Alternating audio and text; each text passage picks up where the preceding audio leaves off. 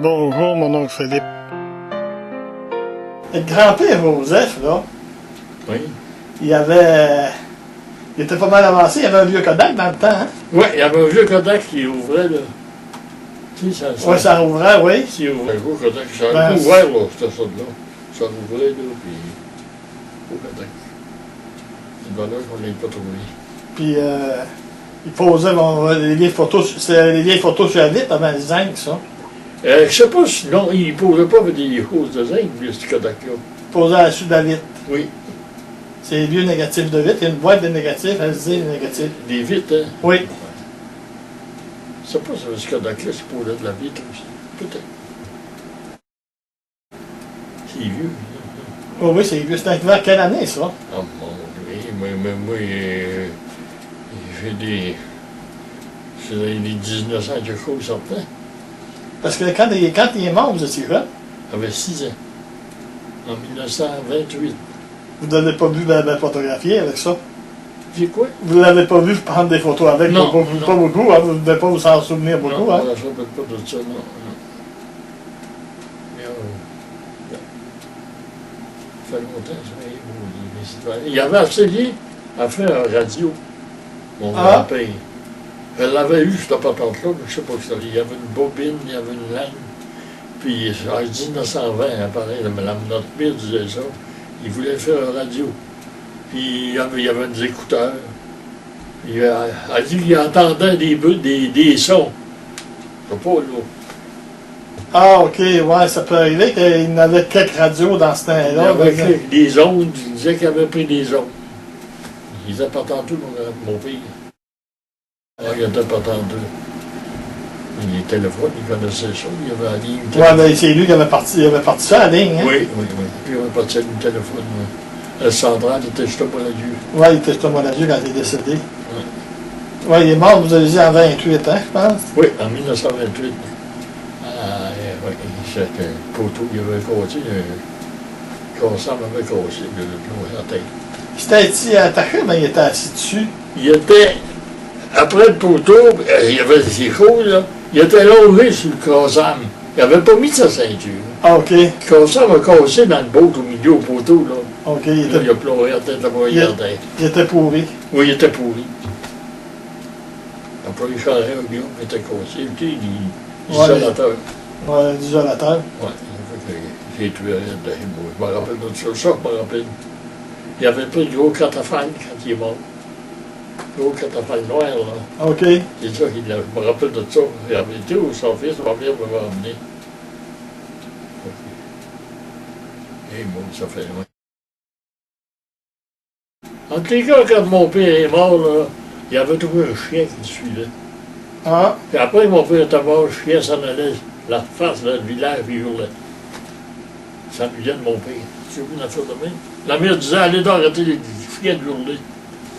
Ça s'en allait au coin, puis il hurlait. ah, vous avez à la maison, ça. Oui, on était à la maison de l'autre bord, là. Le chien hurlait. C'est un chien qui avait été trouvé.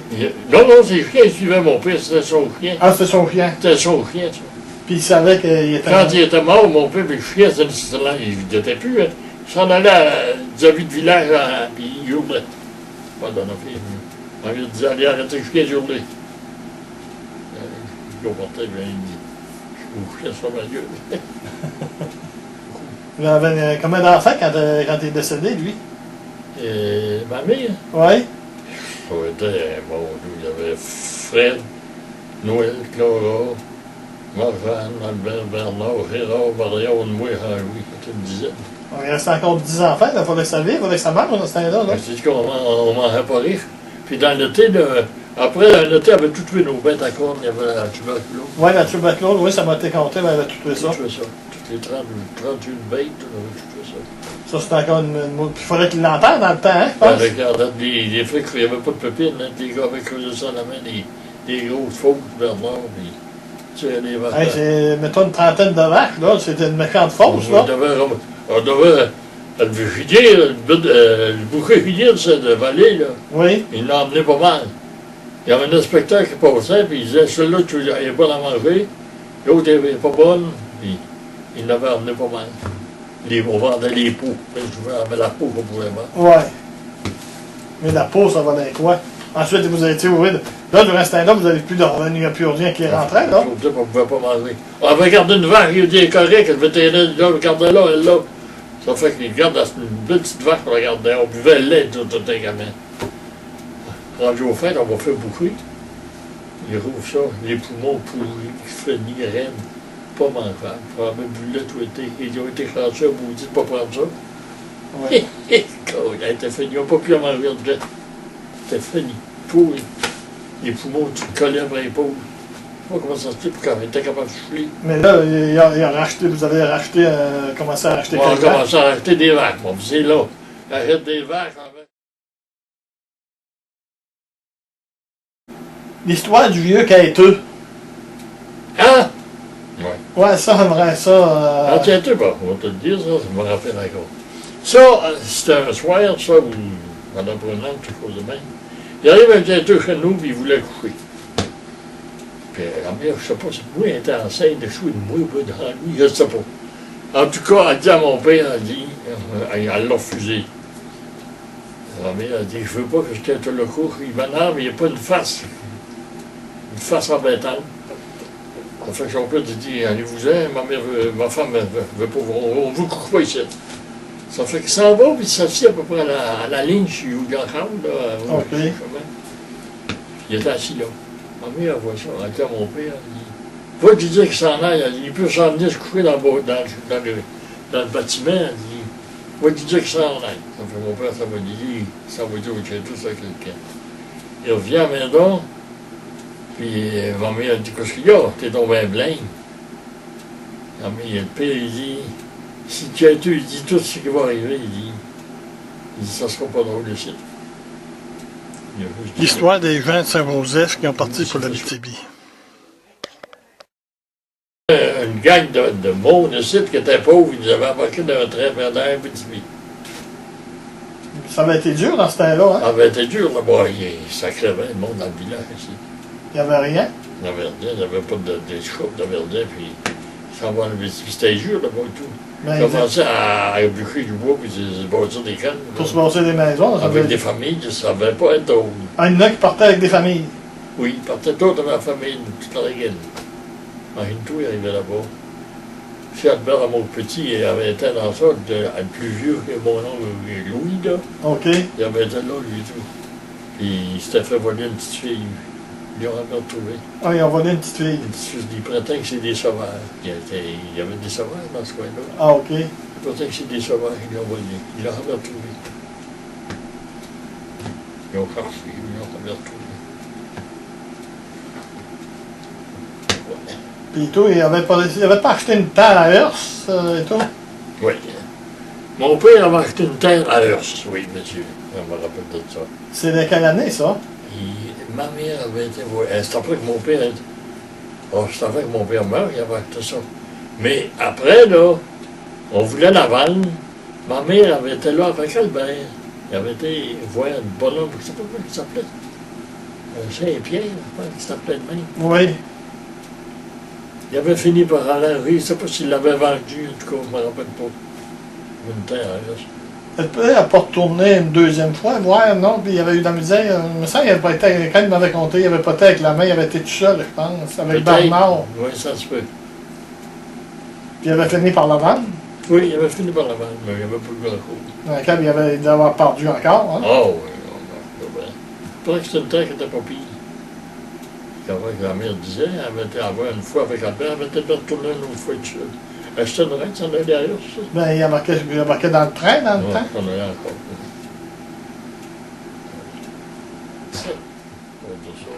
En 37, il y avait, c'était le 200e. Oui, le 200e à 37, oui. Ça, oui, bon, c'était beau. Il y avait du monde, puis... C'est pour dire, hein. Quand j'étais jeune, là, on rentrait les fous à la liste sur Adolphe Dostie, là. Il y avait une clôture, là. On arrivait à la voiture l'été, on rentrait nos fous, là. Ça t'a fait tout le fou. Il y L'hiver. avait un autre liste avant ça que c'était plus haut. On mettait ensuite l'hiver, d'être les nos fous, on mettait sur le super-héros, mais sur Stanislas, là, il y avait une table, là, et mettre les fous. Oui, il y avait une vieille table sur Auguste Perron, là, une Oui. vieille table en bas, là. Oui. Je sais qu'elle a été démolie. Puis Stanislas, ça se trouvait où, ça? Stanislas-Lagueux, c'est le voisin d'Ignal-le-Sort. Adrien Lessard, comme ça. Ouais, il n'y avait pas une vieille bâtisse, là, où Gagnon abattait, Adrien Gagnon. Adrien Gagnon, ben oui, c'est ça, c'est justement ça. C'est la vieille abattoir Adrien Ouais, Gagnon. c'est l'abattoir à Gagnon. Et c'est là qu'on mettait les faux avant. Il avait rénové ça, pour un abattoir, lui, Adrien Gagnon. Un mot sur le moulin des fermes. Est-ce qu'il y a eu des photos de pris à l'intérieur? Il aurait fallu qu'elle ait été posée ça. Quand Oui. ça marchait, ça. Ah ben oui. Et c'était beau, je marcher ça. C'était tous des roues de bois. Tous des roues en bois. Tout en bois. Et vu pour l'eau, quand un engrenage était cassé, il avait refait un engrenage, puis il l'a repiqué là, puis voilà. Ça va continuer à marcher. Ouais. Quand c'était beau, on va marcher des grosses roues, puis des petites roues, puis c'était décommandé. Puis on fait le chaf, la moulante, en haut. Ah, c'était pas pire. C'était beau. C'était pas mal beau, avec notre vieux Pomerleau. Moi, j'étais connu Pomerleau. Avant Pomerleau, c'était des plantes, là, c'était là. Ouais, mais c'est ça qu'il disait, oui. Je sais pas s'il voulait marquer ça, lui. J'étais fait, ça fait longtemps. C'est pas mal là, il y avait quoi?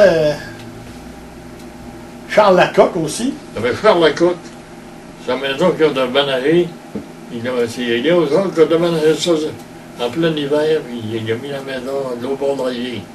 Voisin du garage Doyon, là. Oui, c'est une maison un peu semblable à la nôtre, je pense, hein? Hein? Une maison semblable un peu à la nôtre. Oui, hein? oui, oui, oui, oui. Et avec un cabastrin, un cheval. Il l'avait glissé un peu dans le cadre, Il l'avait perdu dans l'écart, il avait pas une glissette un peu. Il avait eu peur qu'il avance. Il fallait qu'il prenne ça des... Ça devait prendre du temps, s'en aller là-bas, ça. Ah, ça prenait du temps avec un cheval. Il fallait que le cheval se lève les pattes quand il passait sur la corde, là, tu sais. Oui. Donc, Mettre des pièces, puis un petit bout. Rouler la corde, pas de cabastrin. ah, pas foutu qu'il y aurait eu une inondation. Et, très fait. Voyons, mais ça, c'est Clémence Paradis qui a ça. Oui, c'est tellement ça a aidé. Merci, mon oncle Philippe, pour nous avoir conté certains passages de la vie de notre famille.